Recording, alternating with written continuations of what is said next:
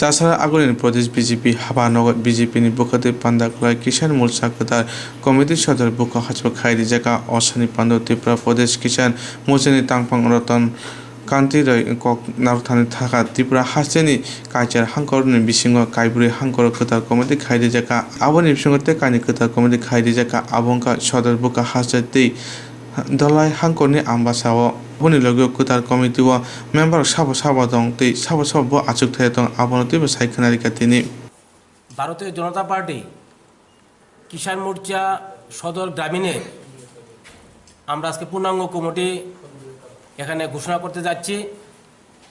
আমাদের এই পূর্ণাঙ্গ কমিটির সদর গ্রামীণের শ্রদ্ধেয় সভাপতি সমীর দাস মহোদয় আমার পাশে আছেন। উনি আমাদের এই সদর গ্রামীণ জেলার কিষাণ মোর্চার সভাপতি। সেই সাথে আমরা ত্রিপুরা রাজ্যে আমাদের সাংগঠনিক ডিস্ট্রিক্ট 10টি, তার মধ্যে আমাদের 4টি ডিস্ট্রিক্ট অলরেডি ডিক্লেয়ার হয়েছে। আজকে 2টি কমিটি ডিক্লেয়ার হচ্ছে। এখানে আমরা সদর গ্রামীণের যে গ্রামীণ জেলার কিষাণ মোর্চার ডিস্ট্রিক্ট কমিটি এখানে ঘোষণা করছি। আরেকটি কমিটি দলাই জেলাতে আমবাসাতে আমাদের আরেকটি ডিস্ট্রিক্ট পূর্ণাঙ্গ কমিটি ঘোষণা করা হচ্ছে। অ্যাকচুয়ালি ত্রিপুরা রাজ্যে আমরা বিগত দিনও গত 3 বছর আগে আমরা যখন কিষাণ মোর্চা করতাম, ত্রিপুরা রাজ্যে কৃষকের স্বার্থে কথা বলতাম, তখনও আমরা ত্রিপুরা রাজ্যের 10টি জেলাতে আমাদের পূর্ণাঙ্গ কমিটি ছিল, মণ্ডল কমিটি ছিল এবং আমাদের ত্রিপুরা রাজ্যে যতগুলি বুথ রয়েছে প্রত্যেকটি বুথেই 1 বুথ 10 কিষাণ আমাদের সংগঠন রয়েছে। আমরা পুনরায় আমাদের রাজ্য কমিটি সভাপতি ডিক্লেয়ার হয়েছে। আমাদের রাজ্য কমিটির সভাপতি আপনারা জানেন জহর শাহ মহোদয়। তারপরে আমাদের রাজ্য কমিটি পূর্ণাঙ্গ কমিটি গঠন করা হয়েছে। এখন ধারাবাহিকভাবে আমাদের 10টি ডিস্ট্রিক্টে আমরা 10টি ডিস্ট্রিক্ট কমিটি ঘোষণা করছি।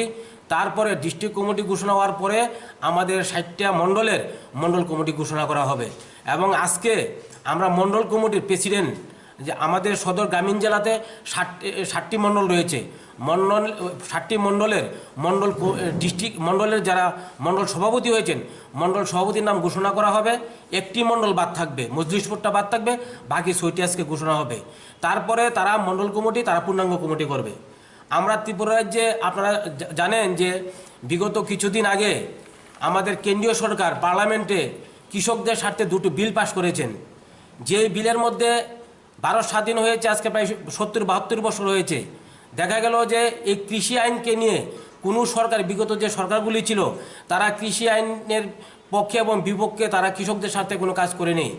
আমাদের সরকার আসার পরে আমাদের প্রিয় প্রধানমন্ত্রী নরেন্দ্র মোদীজির নেতৃত্বে আমাদের পার্লামেন্টে এবং রাজ্যসভায় 2টি বিল পাস হয়েছে কৃষকদের স্বার্থে। এই 2টি বিলের সমর্থনে সারা রাজ্যব্যাপী আমাদের কিষাণ মোর্চার তরফ থেকে আমরা কৃষক জমায়েত করে আমরা কেন্দ্রীয় সরকারকে এই বিলের সমর্থন জানিয়েছি যে এই বিলের মাধ্যমে এই রাজ্যের কৃষক নয়, সারা ভারতবর্ষের কৃষকের উন্নতি হবে এবং দেশের উন্নতি হবে। সেই লক্ষ্যে আমরা কেন্দ্রীয় সরকারকে আমরা সমর্থন করেছি। আমরা দেখেছি যে বিগত কিছুদিন যাবৎ আমাদের দিল্লিতে এবং কিছু রাজ্যে অল্প কিছু কৃষককে নিয়ে কিছু বিরোধী দল মাঠটাকে গরম করার জন্য চেষ্টা করছেন। এই বিলের মধ্যে কী প্রভিশন রয়েছে সে কথাগুলি কৃষকদেরকে বলছেন না। ওরা কৃষকদেরকে ভুল বুঝাচ্ছেন যে এই কৃষি আইনের ফলে কৃষকদের জমি হারাবে, কৃষকরা জমি যাদের সাথে চুক্তি হবে, চুক্তিবদ্ধ যারা হবে, বিজনেসম্যানরা আপনাদের জমি নিয়ে নেবে। এই ধরনের ভুল এবং মিথ্যা অপপ্রচার সারা রাজ্যে চলছে এবং সারা দেশে চলছে। তো আমরা ত্রিপুরা রাজ্যে আমরা যারা কিষাণ মোর্চা করে আমরা ত্রিপুরা রাজ্যে সেটাকে আমরা মোকাবিলা করতে পেরেছি। এই রাজ্যের মানুষদেরকে আমরা বুঝাতে পেরেছি যে এই কৃষি আইনের মাধ্যমে কৃষকদের উন্নতি হবে। আপনারা জানেন যে কৃষক তার উৎপাদিত ফসল, আপনি যদি একটা ফ্যাক্টরি বানান, আপনার ফ্যাক্টরিতে যদি একটা মোমবাতি বানান, মোমবাতির রেটটা আপনি যিনি ফ্যাক্টরির মালিক আপনি সেটার মূল্য নির্ধারণ করেন। কিন্তু কৃষকরা তার জমিতে উৎপাদিত ফসল সে উৎপাদন করলো, কিন্তু তার মূল্যটা সে নির্ধারণ করতে পারে না। আমাদের কেন্দ্রীয় সরকার এই বিলের মধ্যে সেই প্রভিশন রেখেছেন যে তার উৎপাদিত ফসল কেন্দ্রীয় সরকার এবং রাজ্য সরকার এমএসপির মাধ্যমে সেটাকে সঠিক মূল্যে এবং নির্ধারিত মূল্যে সেটাকে ক্রয় করা হবে। ত্রিপুরা রাজ্যে আমাদের সরকার আসার পরে আমাদের প্রিয় মুখ্যমন্ত্রী বিপ্লব দেবজির নেতৃত্বে আমরা কৃষকের কাছ থেকে তার জন্য আন্দোলন করতে হয়নি। আমরা কৃষকদের কাছ থেকে যেখানে ত্রিপুরার যে ধানের দাম ছিল 8 টাকা 10 টাকা কিলো, আজকে আমরা 18 টাকা 58 পয়সা 68 পয়সা ধরে আমরা কৃষকদের কাছ থেকে এমএসপির মাধ্যমে ধান খরিদ করছি। এটা কৃষকদের লাভ হয়েছে। কিন্তু এই কথাগুলি না বলে কৃষকদেরকে বিভ্রান্ত করা হচ্ছে। এই বিভ্রান্ত করার জন্য আমরা আমাদের সংগঠনকে আমরা দায়িত্ব দিয়েছি এবং আমরা সাংগঠনিকভাবে আমরা কৃষকদের পাশে আছি এবং কৃষকদেরকে আমরা ত্রিপুরা রাজ্যের কৃষকদেরকে এই কথাটাকে বুঝাতে পেরেছি যে কৃষি আইনের মাধ্যমে এই রাজ্যের কৃষকদের উন্নতি হবে এবং আমাদের দেশের উন্নতি হবে। এবং কৃষি আইনের মাধ্যমে কৃষকের উৎপাদিত ফসল, সে ত্রিপুরার একজন কৃষক ভারতবর্ষের যে কোনো জায়গাতে তার মূল্য সে দেখে কোন রাজ্যে কী রেট রয়েছে সেটাকে বিচার করে তার মালটাকে সে বিক্রি করতে পারবে, তার উৎপাদিত ফসলটাকে সে বিক্রি করতে পারবে। সেই জিনিসগুলি প্রভিশনে রয়েছে। আমাদের রাজ্যের অনেক কৃষক একটা সময় গেছে যেখানে এই রাজ্যের যারা বিরোধী দল ছিলেন কৃষকদেরকে রেখার শ্রমিক বানিয়েছেন। তো আমরা ক্ষমতায় আসার পরে আমরা বলছি না, কৃষকদেরকে উৎসাহ দান করতে হবে। আমাদের বিলের মধ্যে সে প্রভিশন রয়েছে কৃষকদেরকে উৎসাহ দান করা, কৃষকদের তার উৎপাদিত ফসলের ন্যায্য মূল্য পাওয়ার জন্য সেটাকে নিশ্চিত করা। আমাদের আইনে সেটা রয়েছে।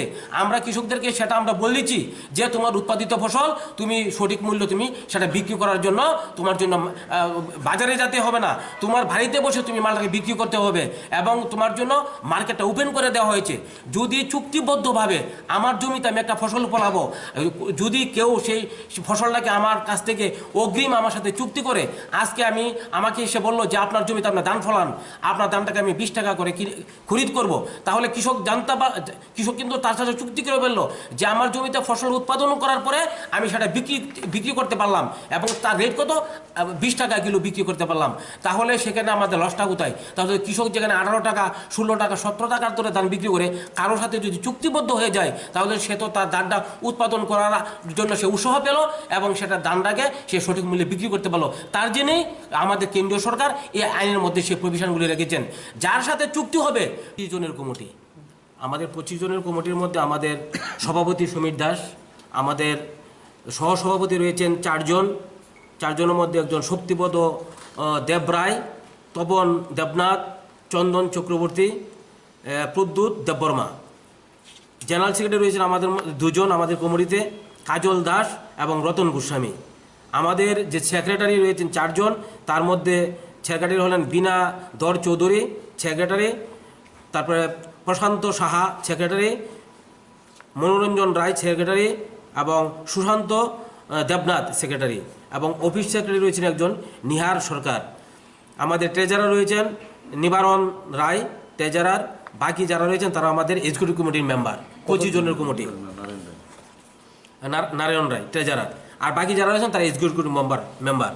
তারপরে আমাদের এখানে আমাদের আজকের যে মন্ডল কমিটি,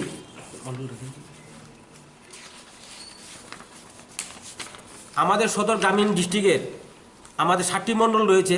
7টি মণ্ডলের মধ্যে আমরা আজকে 6টি মণ্ডল ঘোষণা করব, একটি মণ্ডল আমরা পরে ঘোষণা করব।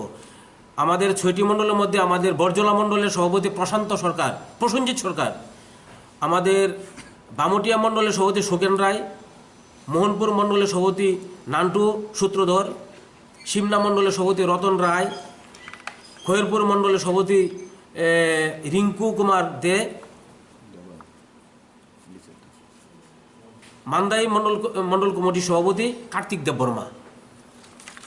এ হলো আমাদের আজকের যে কমিটি, মণ্ডল কমিটি এবং ডিস্ট্রিক্ট কমিটি আমরা পূর্ণাঙ্গ কমিটি ঘোষণা করেছি।